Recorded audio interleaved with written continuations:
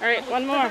The race is on throughout the Northeast, from tagging bats with tiny transmitters Frequency 17347. to infrared flight analysis and blood testing of their immune systems. I'll go over here. You'll see a little bit of spotting and Researchers are trying to solve one of the most devastating mysteries in the natural world, the huge and rapid die-off of the species named little brown bats. It's unprecedented in North American wildlife, at least in recorded history. Biologists are struggling to understand a fungus called white nose syndrome. It's killed more than 1 million bats over just 3 winters. The fungus grows on the faces of bats while they're hibernating. It seems to irritate the bats, upsetting their natural hibernation rhythms. They become more active and burn up critical body fat. And they're starving. They have no other source of food. In some cases, bats fly out into the freezing cold in a fruitless search for food. There have been losses of up to 95 to 100% in some caves and mines.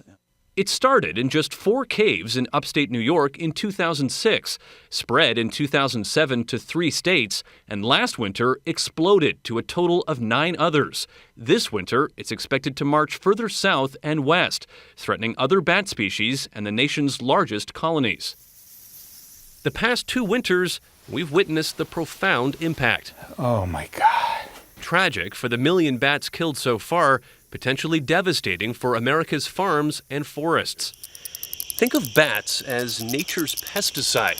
Just one of these little brown bats is capable of eating up to 1,000 insects every night. Those 1 million bats would have eaten each summer about 694 tons of insects. Really? That's right. And so those insects are out here. They're out here now.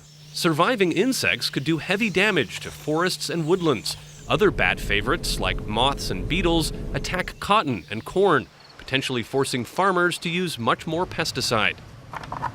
The best hope for stopping white nose syndrome is probably a vaccine or a fungicide, but still years away. It's a very depressing condition that these bats are not likely to recover in my lifetime. Bats that have survived for 50 million years may now face extinction within a decade. Daniel Sieberg, CBS News, Framingham, Massachusetts.